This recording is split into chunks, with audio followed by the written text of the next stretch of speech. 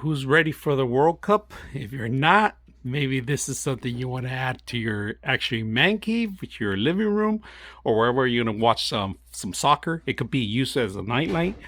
They give you hooks, all right, and these are adhesive hooks that you could double-sided hooks. So if you could set these up, if you don't have a hanging place, they give the actual power box so you can power it up. And I'm gonna show you the controllers.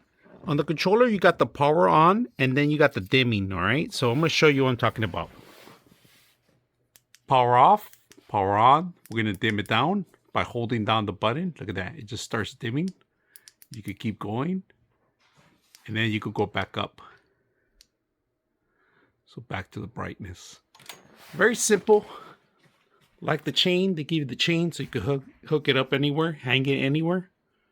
I hope you guys enjoy this video.